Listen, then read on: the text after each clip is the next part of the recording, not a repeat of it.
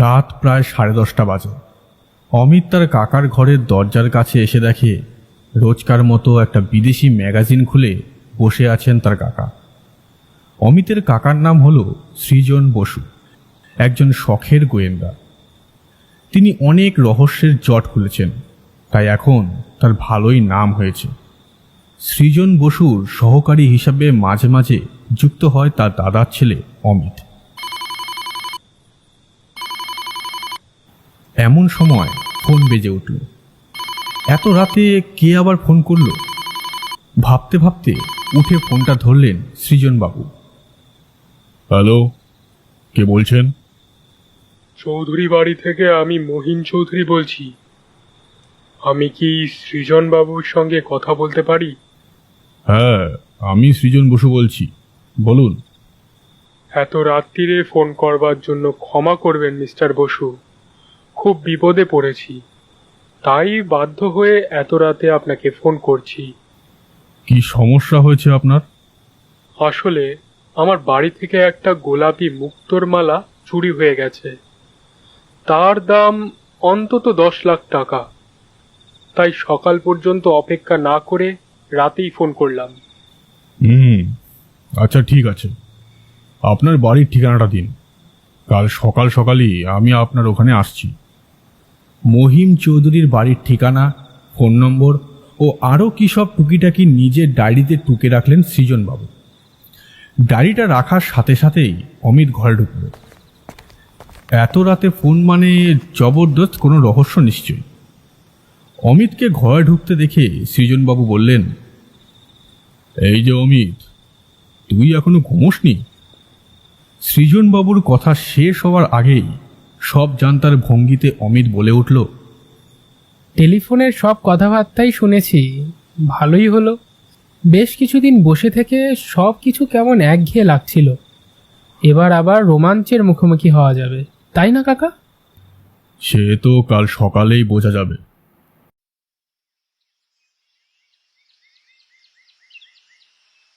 সকাল 9টার সময় সৃজনবাবু আর অমিত পৌঁছল মহিম চৌধুরীর বাড়িতে। মহিম চৌধুরীর বাড়িটা নিউ আলিপুরের অভিজাত পাড়ায়। উঁচু দেওয়াল দিয়ে ঘেরা বেশ বড় 3তলা বাড়ি, সামনে লন, দুপাশে বাগান। মহিম চৌধুরীর ম্যানেজার মিস্টার দত্ত অপেক্ষা করছিলেন সৃজনবাবুদের জন্য। মিস্টার দত্ত বেটেঘাটো চেহারা লোক, ছোট ছোট চোখ, গায়ের রং শ্যামবর্ণ, বয়স 45 কি 50 হবে। সৃজনবাবুদের নমস্কার করে সাদরে নিয়ে গেলেন ভেতরে। 3তলা বাড়ি হলেও লিফট আছে। সেই লিফটে চেপেই সবাই উঠল দোতলায়। দোতলায় সাজানো গোছানো ড্রয়িং রুমে নরম সোফায় বসে সৃজনবাবুদের জন্য অপেক্ষা করছিলেন মহিম চৌধুরী। বয়স 60-এর কাছাকাছি। সৃজনবাবুদের ঘরে ঢোকা মাত্র উঠে দাঁড়িয়ে সাদর সম্ভাষণ জানালেন। আরে আসুন মিস্টার বসু, আপনার জন্যই অপেক্ষা করছি। সঙ্গে এটি কে? আমার ভাইপো অমিত, একরকম বলতে পারেন আমার অ্যাসিস্ট্যান্ট। মৃদু হেসে মিস্টার চৌধুরী বললেন, ভালোই তো, কম বয়স থেকে এসব কাজের অভিজ্ঞতা হয়ে যাচ্ছে। বলুন কি খাবেন, চা না কফি? কোনো কিছু দরকার নেই, আমরা খেয়েই বেরিয়েছি। ঘরের চারিদিকে একবার সন্ধানী দৃষ্টি ফেলে সৃজনবাবু বললেন, আপনার গোলাপি মুক্তার মালা যে চুরি হয়েছে সেটা কখন জানতে পারলেন? মহিমবাবু বললেন, এটা একটা অদ্ভুত চুরি।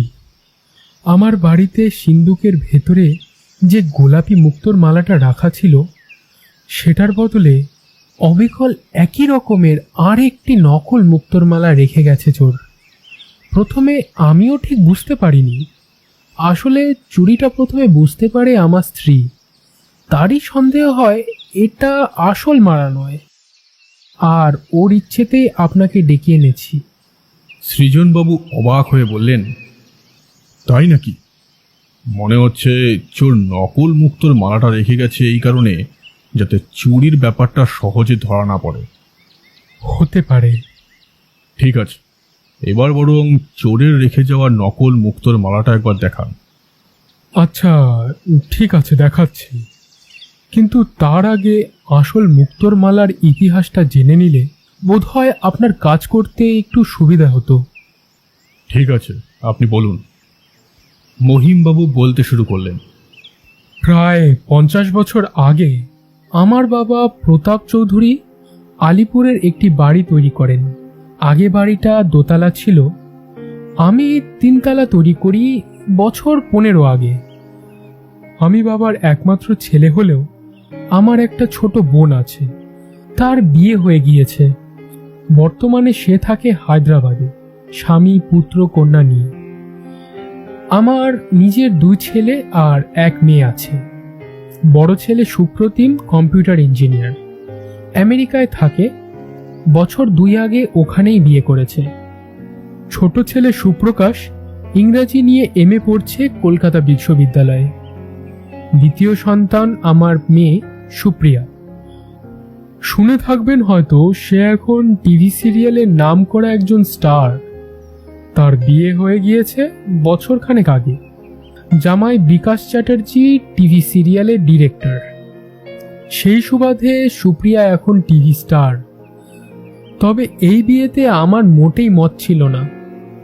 আমার বাবা প্রতাপ চৌধুরী প্রথম যৌবনে কাজ করতেন হায়দ্রাবাদের নিজামের অফিসে। হায়দ্রাবাদে থাকার সময় একটা দোকান থেকে আমার মার জন্য এই গোলাপি মুক্তোর মালাটা কেনেন। দোকানির সঙ্গে বাবার খুব বন্ধুত্ব ছিল, তাই খুব কম দামে এই মালাটা পেয়ে যান। মালার মুক্তোগুলো একেবারে ন্যাচারাল মুক্ত, কালচার্ড বা চাষ করা মুক্ত নয়। আমার বিয়ের সময় মা মালাটা দিয়ে দেন পুত্রবধূ মিনময়ীকে, মানে আমার স্ত্রীকে। আমার স্ত্রী ওটা সবচেয়ে বেশি ব্যবহার করেছেন।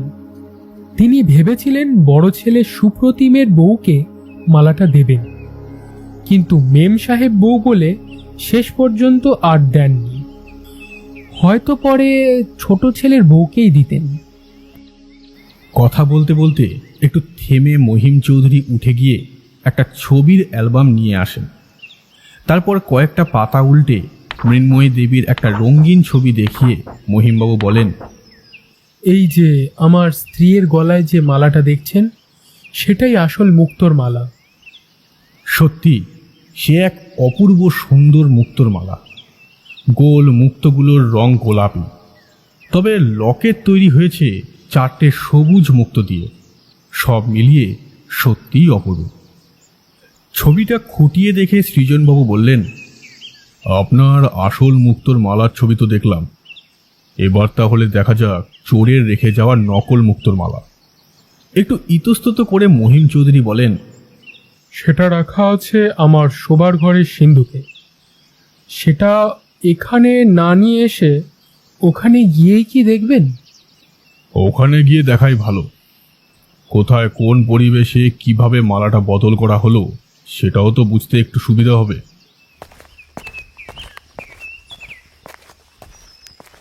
মহিম চৌধুরীর পেছন পেছন লম্বা বারান্দা পেরিয়ে তারা হাজির হলো ওর শোবার ঘরে।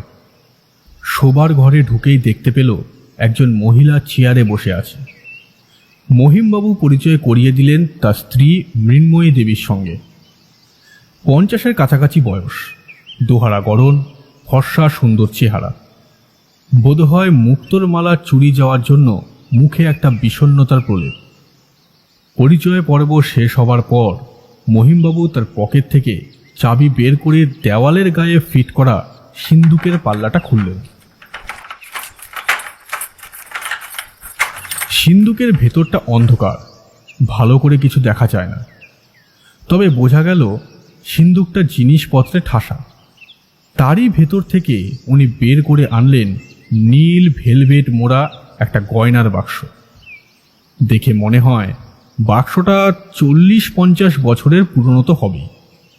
সেটা খোলা মাত্র সবার চোখ ধাঁধিয়ে গেল। সৃজনবাবু দেখলেন একটু আগে ছবিতে দেখা সেই গোলাপি মুক্তোর মালা, হুবহু সেই একই রকম সবুজ মুক্তোর লকেট। এতই ঝকঝকে জেল্লাদার যে এটাকে দেখে আসল না নকল তা বোঝার কোনো উপায় নেই। গয়নার বাক্সের মধ্যে মুক্তোর মালাটাকে খুঁটিয়ে দেখতে দেখতে সৃজনবাবু মৃন্ময়ী দেবীকে প্রশ্ন করলেন, এটা যে নকল সেটা বুঝলেন কি করে? মৃন্ময়ী দেবী বললেন, ঠিক কিভাবে বুঝলাম সেটা হয়তো আপনাকে পুরোপুরি বুঝিয়ে বলতে পারবো না, তবে আসল মুক্তোর মালাটাকে এত বছর ধরে দেখছি, তাই তার সঙ্গে এর যে বেশ খানিকটা তফাৎ আছে সেটা বুঝতে আমার বেশি অসুবিধা হয়নি। গম্ভীর গলায় সৃজনবাবু বললেন, আচ্ছা, আসল মালাটা তো বেশ পুরনো, আর এই নকল মালাটা হলো নতুন, তাই নতুন ও পুরনো জিনিসের মধ্যে যে তফাৎ, সেই তফাৎটুকু তো থাকবেই। হ্যাঁ, সেটা তো আছেই, তবে বোঝা যায় এই নতুন মালাটাকে অনেক কষ্ট করে পুরনো চেহারা দেওয়ার চেষ্টা করা হয়েছে। অবশ্য আমার চোখকে ফাঁকি দেওয়া তো সহজ নয়। কথা বলতে বলতে সবাই আবার ফিরে এলো ড্রয়িং রুমে। মৃন্ময়ী দেবী চলে গেলেন বাড়ির অন্দরের দিকে। সোফায় আয়েশ করে বসে সৃজনবাবু জিজ্ঞেস করলেন, আচ্ছা, এই মালা চুরির ব্যাপারে কাউকে কি সন্দেহ হয় আপনার? এদিক ওদিক তাকিয়ে গলার স্বর একটু নামিয়ে বলেন মহিমবাবু, দেখুন মিস্টার বসু, আমার তো সন্দেহ হয় বিকাশ মানে আমার জামাইকে। কেন? ইদানিং ওর আর্থিক অবস্থা মোটেই ভালো যাচ্ছে না। তাছাড়া শুনেছি গোলাপি মুক্ত রহস্য নামে কি একটা টিভি সিরিয়াল নাকি করছে, হয়তো সেজন্যই। একটু হেসে সৃজনবাবু বললেন, টিভি সিরিয়ালের জন্য শ্বশুরবাড়ির জিনিস জামাই চুরি করবে কেন? সেরকম দরকার হলে সে তো চেয়েই নিতে পারে, চাইলে কি আপনি তাকে দেবেন না? হ্যাঁ হ্যাঁ, দেব না কেন, নিশ্চয়ই দেব। প্রসঙ্গ এড়িয়ে সৃজনবাবু বললেন, আচ্ছা মহিমবাবু, এই সিন্দুকের চাবি আপনি ছাড়া আর কার কাছে থাকে? আমি ছাড়া ও হ্যাঁ, আমার স্ত্রীর কাছে একটি ডুপ্লিকেট চাবি আছে। তার মানে কেউ ইচ্ছে করলে আপনার স্ত্রীর ডুপ্লিকেট চাবি নিয়েও আসল মালাটা সরিয়ে নকল মালা ঢুকিয়ে রাখতে পারে। হ্যাঁ হ্যাঁ, ঠিক বলেছেন।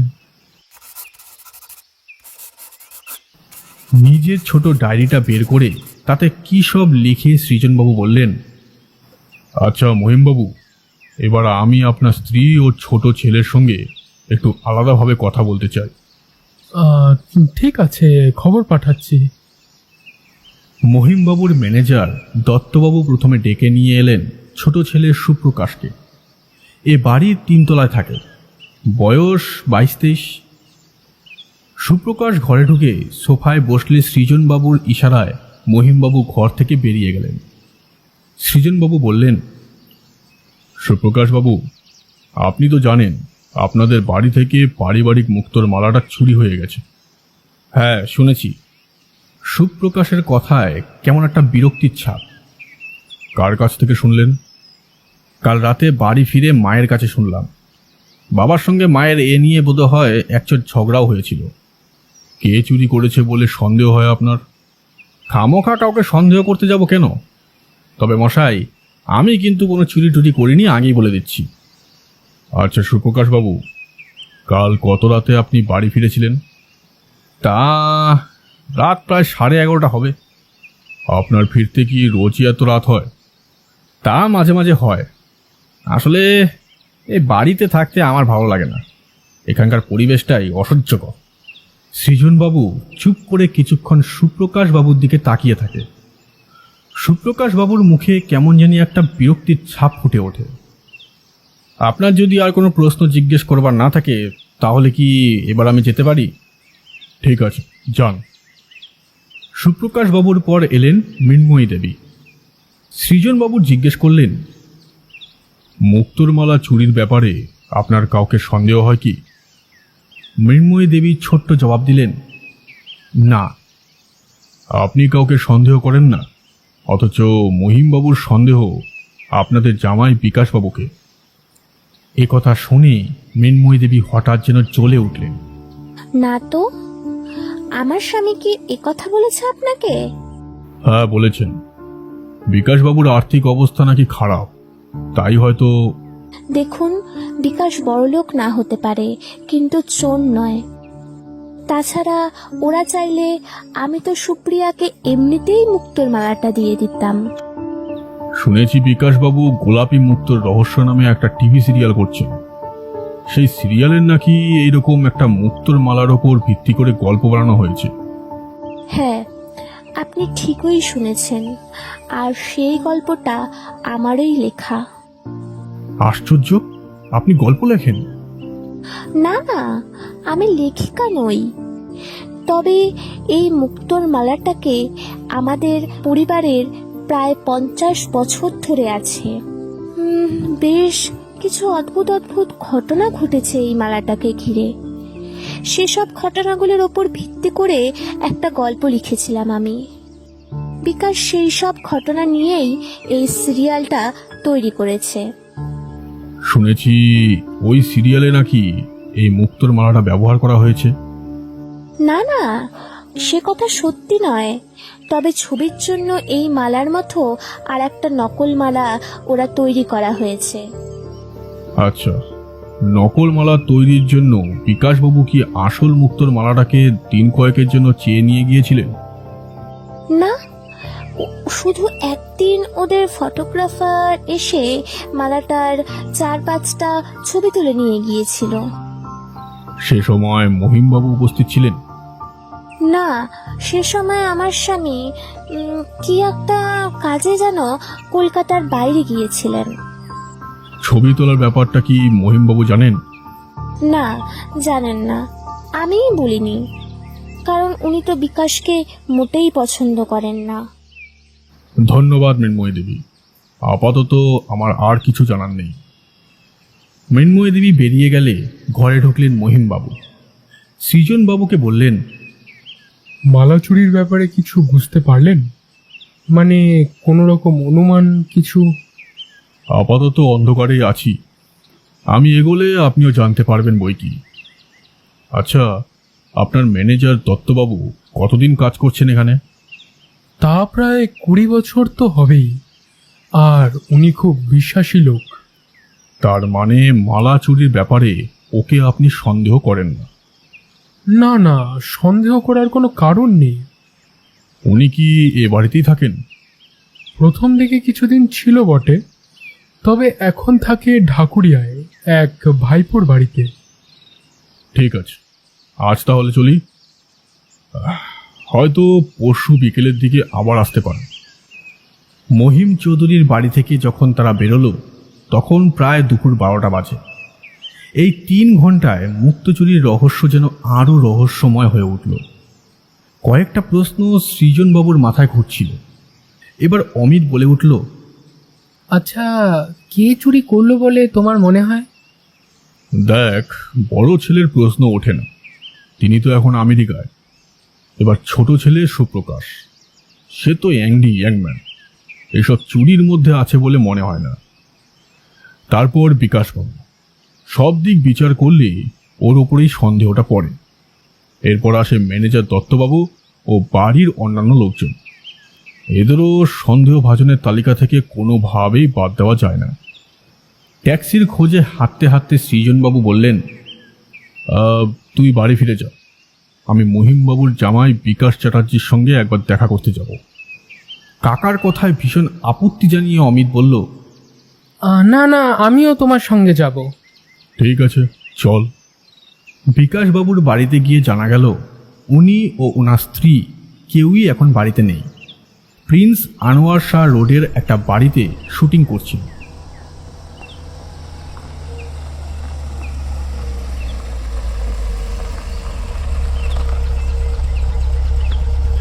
আধ ঘন্টার মধ্যে সেখানে একটা ট্যাক্সি নিয়ে পৌঁছে গেল সৃজনবাবু ও অমিত। বিরাট বাগানওয়ালা বাড়ি, আগেকার দিনে জমিদার বাড়ি যেমন হতো ঠিক তেমন। গেটে পাহারা। সৃজনবাবুর কাছে লালবাজারের পুলিশ কমিশনারের দেওয়া আইডি কার্ড ছিল। সেই কার্ড দেখাতেই দারোয়ান তাদের কোনো কিছু না বলেই বাড়ির ভেতরে ঢুকতে দিল। একটু দূরেই শুটিং স্পট, তবে লাঞ্চ ব্রেক চলছিল বলে শুটিং এখন বন্ধ। একটি ছেলে তাদের দুজনকে পৌঁছে দিল পরিচালক বিকাশ চ্যাটার্জির কাছে। বিকাশ চ্যাটার্জির বয়স 35 কি 36 হবে। খুবই বুদ্ধিদীপ্ত চেহারা। সৃজনবাবু নিজের পরিচয় দিয়ে মুক্তোর মালা চুরির কথা বললেন সংক্ষেপে। চুরির কথা শুনে বিকাশবাবু তো অবাক। তিনি বললেন, কোথায়? আমি তো কিছু জানি না, হয়তো সুপ্রিয়া জানে। সুপ্রিয়া একটু কাছেই ছিলেন। বিকাশবাবুর হাত তুলে ইশারা করতেই তিনি চলে এলেন। তিনি সিরিয়ালের নায়িকা, খুব সুন্দরী, সারা মুখে চোখের পাতায় মেকআপ করা। দেখে কেমন গা শিরশির করছিল অমিতের। সুপ্রিয়ার সঙ্গে সৃজনবাবুর পরিচয় করিয়ে দিয়ে বিকাশবাবু বললেন, সুপ্রিয়া, তোমাদের বাড়িতে মুক্তোর মালা নাকি চুরি গেছে, তুমি এ ব্যাপারে কিছু জানো? হ্যাঁ, সকালেই শুনেছি। বলে সুপ্রিয়া ক্রুদ্ধ দৃষ্টিতে তাকালেন সৃজনবাবুদের দিকে। তারপর বললেন, আর তাই বোধহয় আপনারা বিকাশকে গ্রেপ্তার করতে এসেছেন, তাই না? বুঝেছি, বাবাই আপনাদের পাঠিয়েছে এখানে। শান্ত গলায় বললেন সৃজনবাবু। না না সুপ্রিয়া দেবী, আপনি অনর্থক রেগে যাচ্ছেন আমাদের ওপর। আমরা এখানে বিকাশবাবুকে গ্রেপ্তার করতে আসিনি, এসেছি কে সত্যিই চুরি করেছে সে কথাটা জানতে। আর সেটা পারব যদি আপনারা একটু সাহায্য করেন আমাদের। সৃজনবাবুর কথায় এবার যেন একটু ঠান্ডা হলেন সুপ্রিয়া দেবী। বললেন, ঠিক আছে, কি জানতে চান বলুন। আসল মালার মতো যে নকল মালাটা আপনারা তৈরি করেছিলেন সেটা একটু দেখতে চাই। রুমাল দিয়ে মুখ মুছে বিকাশবাবু বললেন, এ আর এমন কি ব্যাপার, এক্ষুনি দেখিয়ে দিচ্ছি আপনাদের। একটি কম বয়সী ছেলেকে চেঁচিয়ে ডাকলেন বিকাশবাবু। এই নান্টু, সুব্রতবাবুকে বলতো মুক্তোর মালার বাক্সটা নিয়ে যেন এক্ষুনি এখানে চলে আসে। ছেলেটা দৌড়ে চলে গেল। খানিকক্ষণ পরে এক ভদ্রলোক এলেন, হাতে একটা গয়নার বাক্স। বিকাশবাবু পরিচয় করিয়ে দিয়ে বললেন, ইনি সুব্রত লাহিড়ী, আমাদের ইউনিটের প্রোডাকশন ম্যানেজার। আর ইনি সৃজন বসু, ডিটেকটিভ। ডিটেকটিভ শুনে একটু যেন সমীহের চোখে ভদ্রলোক তাকালেন সৃজন বাবুদের দিকে। বিকাশবাবু বললেন, সুব্রতবাবু, গয়নার বাক্সটা খুলে মুক্তোর মালাটা একবার মিস্টার বসুকে দেখিয়ে দিন। বিব্রত গলায় সুব্রতবাবু বললেন, কিন্তু গয়নার বাক্সের চাবিটা তো খুঁজে পাচ্ছি না। যে চাবির গোছার সঙ্গে চাবিটা ছিল তার মধ্যে বাকি সব কটা চাবি আছে, শুধু ওই চাবিটাই নেই। আশ্চর্য, চাবির গোছা থেকে শুধু একটা চাবি কিভাবে হারিয়ে যেতে পারে? আপনি ঠিক করে দেখেছেন তো? হ্যাঁ, সব জায়গায় ঠিকভাবে দেখেছি, কিন্তু কোথাও খুঁজে পাওয়া যাচ্ছে না। সুপ্রিয়াও খুব অবাক হয়ে তাকিয়ে রইলেন সুব্রতবাবুর দিকে। ধীরে ধীরে মেজাজটাকে একটু শান্ত করে কিছু যেন মনে করবার চেষ্টা করলেন বিকাশবাবু। তারপর বললেন, আরে হ্যাঁ, মনে পড়েছে।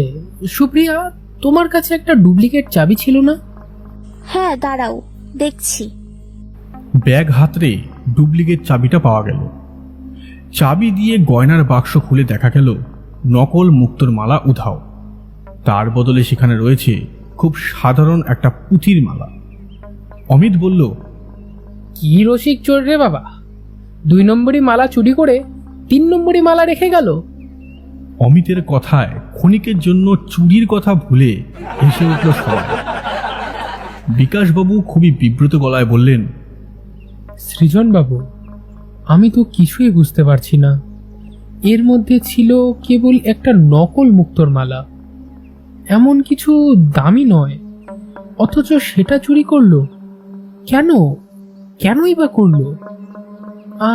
গত পরশুই তো এই মালাটা পরে সুপ্রিয়া অভিনয় করলো। কি সুপ্রিয়া, পরশুদিনই তো না? হ্যাঁ, বিকাশ ঠিকই বলেছে। পরশুদিন সন্ধে 6টা পর্যন্ত এটা পরেই তো অভিনয় করেছি আমি। আচ্ছা সুপ্রিয়া দেবী, অভিনয় শেষ হওয়ার পর মালাটা কোথায় রাখলেন? সুপ্রিয়া দেবী কিছুক্ষণ মনে করার চেষ্টা করলেন। তারপর বললেন, শেষ দৃশ্য ছিল আমি মালাটা গলা থেকে খুলে ড্রেসিং টেবিলের ডয়ারে ঢুকিয়ে রাখলাম। আর তারপরেই আমি বললাম কাট। সেদিনের মতো শুটিং শেষ। তারপর মালাটা কি হলো? সেটা কি ড্রেসিং টেবিলের ডয়ারি পড়ে রইল, নাকি আবার গয়নার বাক্সে ঢোকানো হলো বিকাশবাবু? গম্ভীর গলায় বললেন সৃজনবাবু। সুপ্রিয়া বললেন, শুটিং চলাবার সময় আমি এই ড্রেসিং টেবিলটা ব্যবহার করি, কালো করেছি। তখন তো মালাটা ডয়ারেই ছিল না। কিন্তু সেটা কোথায় গেল? তার হদিস তো সুব্রতবাবুর রাখা উচিত, তাই না? সুব্রতবাবুর দিকে আর চোখে তাকালেন সৃজনবাবু। অস্বস্তি মেশানো গলায় সুব্রতবাবু বললেন, আমার সেদিন শরীর খারাপ লাগছিল বলে তাড়াতাড়ি চলে গিয়েছিলাম। তবে যাওয়ার আগে গোপালকে সবকিছু ভালো করে বুঝিয়ে দিয়েছিলাম। গোপাল? কে গোপাল? ওকে এখনই ডাকুন। গোপাল গোপাল আজ আসেনি স্যার, গতকালও আসেনি। এখন আমার তো মনে হচ্ছে হয়তো গোপালই চুরি করেছে। কিন্তু গোপাল চুরি করবে কেন? আর চুরি যদি করতেই হয় তাহলে তার বদলে পুঁথির মালা রাখবে কেন?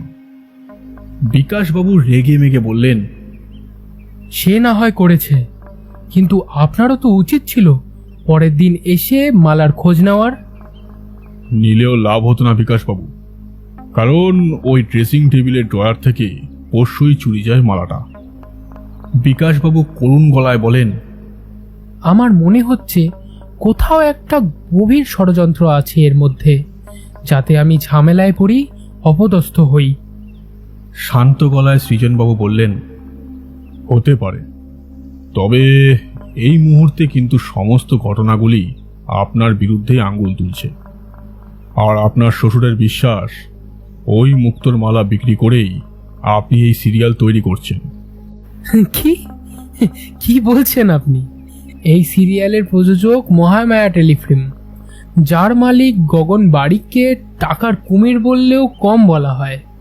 আর আমি এই সিরিয়ালের পরিচালক মাত্র, আর আমি প্রতি সিরিয়াল অনুযায়ী টাকা পাই। আপনাদের সেই প্রযোজককে তো দেখলাম না। উনি খুব ব্যস্ত মানুষ, সব সময় আসেন না এখানে। গগন বারিকের বাড়ির ঠিকানা ও ফোন নম্বর নিয়ে সৃজনবাবুরা বেরিয়ে পড়ল। বাংলো বাড়ির প্রধান ফটক পর্যন্ত তাদের এগিয়ে দেন বিকাশবাবু ও সুপ্রিয়া দুজনেই। রাস্তায় বেরিয়ে ট্যাক্সিতে উঠতে যাবে, হঠাৎ একটা বাচ্চা ছেলে সৃজনবাবুর হাতে একটা ছোট খাম দিয়েই পালিয়ে গেল। খামটা অমিতের হাতে দিয়ে সৃজনবাবু বললেন, দেখ তো কি লিখেছে শয়তানটা। এক টানে খামের মুখটা ছিঁড়ে ফেলে ভেতরের চিঠিটা বের করলো অমিত। ছোট্ট চিঠি, তাতে লেখা, সৃজনবাবু সাবধান, বেশি বাড়াবাড়ি করবেন না, বাড়ি গিয়ে ভাত খেয়ে ঘুমিয়ে পড়ুন। লেখাটা পড়ে সৃজনবাবু হেসে ফেললেন। লোকটা তো ঠিক কথাই মনে করিয়ে দিয়েছে। সারা দিনে আমাদের ভাত খাওয়াই হয়নি, চল একটা চাইনিজ রেস্টুরেন্টে খেয়ে নেওয়া যাক। পথে লেকের কাছে একটা চীনা রেস্তোরাঁয় পেট পুড়ে অনেক কিছু খেয়ে তারা বাড়ি ফিরল। পরের দিন সৃজনবাবু সারাদিন বহু জায়গায় ঘুরেছেন। এক ফাঁকে গগন বারিকের সঙ্গেও দেখা করে এসেছেন। ভদ্রলোক আসলে একজন বড় প্রমোটার। মহামায়া টেলিফ্রেম তৈরি করেছেন মায়ের স্মৃতিতে। রাতে সৃজনবাবু ফোন করলেন মহিম চৌধুরীকে। কুশল বিনিময়ের পর মহিম চৌধুরী প্রশ্ন করলেন, মুক্তোর মালার ব্যাপারে কিছু হদিশ করতে পারলেন? না, এখনো পারিনি, একটু সময় লাগবে। কাল সন্ধ্যাবেলা যদি আপনার বাড়িতে সন্ধ্যার আসর জমানোর অনুমতি দেন তো ভালো হয়। সেখানে কিছু মানুষকে প্রশ্ন করে রহস্যভেদের চেষ্টা আমি করতে পারি। আমার কোনো আপত্তি নেই। কাকে কাকে ডাকবো বলুন? আপনার জামাই ও মেয়ে, প্রোডাকশন ম্যানেজার সুব্রত, আপনার ম্যানেজার দত্তবাবু ও গগন বারিক, এই কজনকে তো ডাকতেই হবে। হঠাৎ গগন বারিককে কেন? ভদ্রলোক গোলাপি মুক্তর রহস্য সিরিয়ালের প্রযোজক ও বিকাশের ওপরওয়ালা, তাই ওর থাকা ভালো। তাছাড়া শুটিংয়ের জায়গা থেকেই সেই নকল মালাটাকে চুরি করে ঢোকানো হয়েছে আপনার সিন্ধুকে। তাই নাকি? ঠিক আছে, আপনি যেমন বলেন তেমনই করব। আর হ্যাঁ, আমার ছোট ছেলে সুপ্রকাশ কাল দিল্লি যাচ্ছে। ওর কি থাকার কোনো দরকার আছে? না না, ওর দরকার নেই। আমার মনে হয় না ও এই চুরি করেছে। আচ্ছা, ঠিক আছে। তাহলে কাল সন্ধে দেখা হচ্ছে। আচ্ছা, ঠিক আছে, রাখছি। এই বলে ফোন রেখে দিলেন সৃজনবাবু। পরের দিনও সৃজনবাবুর বিশ্রাম নেই। সারা দুপুরটা টো করে ঘুরে বেড়ালেন। লালবাজার নিউ আলিপুর থানা ঘুরে ফিরলেন বিকেলে। তারপর সন্ধেবেলায় সৃজনবাবু ও অমিত দুজনে হাজির হলো চৌধুরী ভিলায়। তাদের সঙ্গে ছিলেন আর এক ভদ্রলোক, অর্জুন সামন্ত, লালবাজারের ডিটেকটিভ ডিপার্টমেন্টের ডেপুটি কমিশনার। সৃজনবাবুর বন্ধু, তবে উনি গিয়েছিলেন সাধারণ পোশাকে। মহিম চৌধুরীর ড্রয়িং রুমে সোফা সেট সরিয়ে পাতা হয়েছে বড় সাদা ফরাশ।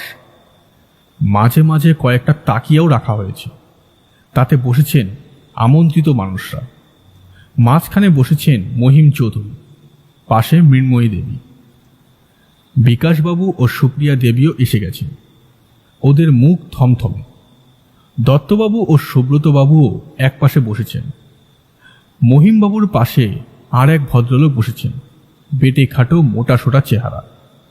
সৃজনবাবুরা ঘরের ভেতর ঢোকার সাথে সাথে মহিমবাবুর পেছনে বসে থাকা লোকটিকে দেখে অমিতকে ফিসফিস করে সৃজনবাবু বলল, উনি হলেন গগন বারিক। সৃজনবাবুদের ঘরে ঢুকতে দেখেই ফরাস থেকে উঠে এলেন মহিমবাবু, সঙ্গে গগন বারিক। সৃজনবাবু অর্জুন সামন্তের সঙ্গে মহিমবাবু ও গগন বারিকের পরিচয় করিয়ে দিলেন। মনে হলো পরিচয় পেয়ে দুজনেই খুব সমীহ দেখালেন অর্জুন সামন্তকে। আজকের এই সভার জন্য চা জলখাবারের বন্দোবস্ত করেছিলেন মহিমবাবু। সভার কাজ শুরু হলে সৃজনবাবু বলতে শুরু করলেন, আপনারা সবাই জানেন মহিম চৌধুরীর সিন্দুক থেকে আসল গোলাপি মুক্তোর মালা সরিয়ে কে যেন নকল মুক্তোর মালা রেখে দিয়েছিল। আরও আশ্চর্যের ব্যাপার, গোলাপি মুক্তোর রহস্য সিরিয়ালের শুটিং স্পটে ড্রেসিং টেবিলের ড্রয়ার থেকে ঠিক একই সময় চুরি যায় একই চেহারার আর একটা নকল মুক্তোর মালা। নকল মুক্তোর মালা হলে কি হবে, তার চেল্লাও আসলের চেয়ে কম নয়। বুঝতে কোনো অসুবিধে নেই, ওই নকল মুক্তোর মালাটাই আসলের বদলে রেখে দেওয়া হয়েছে এই সিন্ধুকে। কিন্তু কে বদলালো, আর কেনই বা বদলালো? প্রথমেই সন্দেহ পড়ে বিকাশবাবুর ওপর। ওর শুটিং লোকেশন থেকেই নকল মালাটা চুরি যায়। উনি এ বাড়ির জামাই, তাই আসল মালা পাল্টে সিন্ধুকে নকল মালা রেখে দেওয়া খুবই সহজ। কিন্তু মৃন্ময়ী দেবী আমাকে বলেছেন ওই মালাটা উনি এমনিতেই দিতে চেয়েছিলেন সুপ্রিয়াকে। শুনেছি বিকাশবাবুই নাকি এতে সবচেয়ে বেশি আপত্তি করেছিলেন। তাই যে মালা তিনি নিজে নিতে অস্বীকার করেছেন, সে মালা তিনি চুরি করবেন কেন?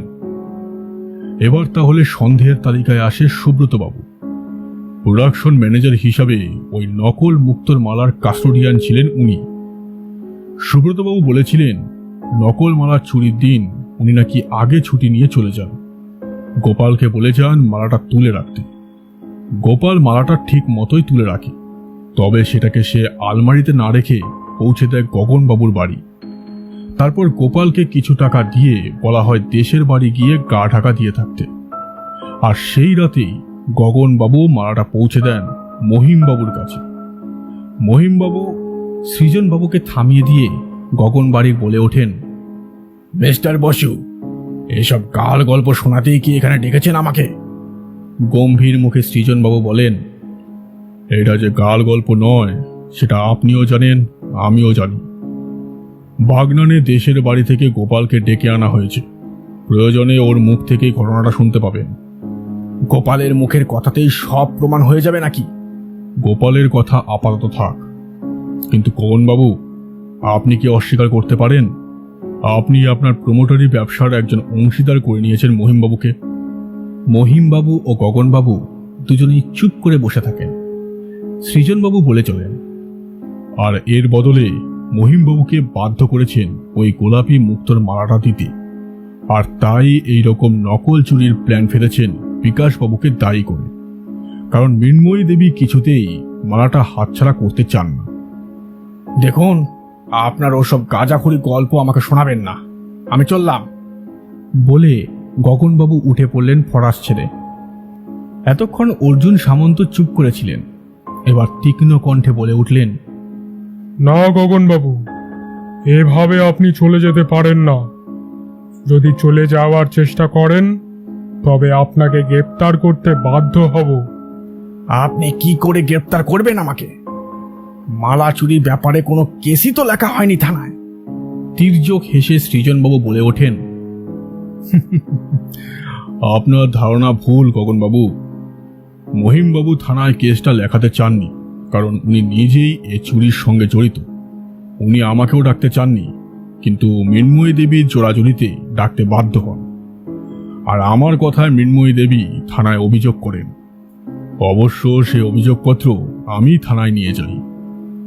অর্জুন সামন্তর ইশারায় কোত্থেকে হাজির হন 2-3 জন কনস্টেবল ও নিউ আলিপুর থানার ওসি হীরক দাস।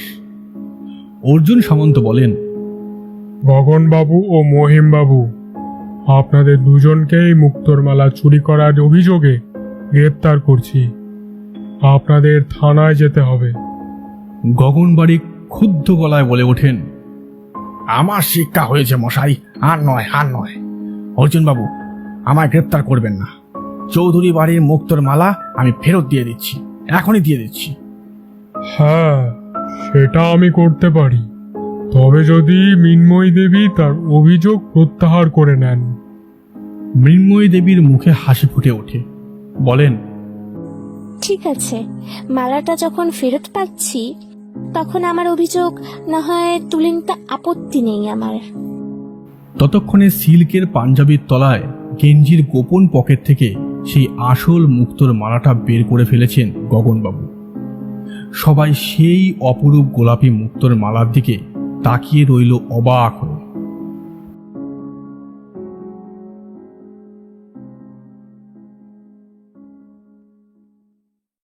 শেষ হলো আজকের গল্প কাহিনী গোলাপি মুক্তোর মালার রহস্য।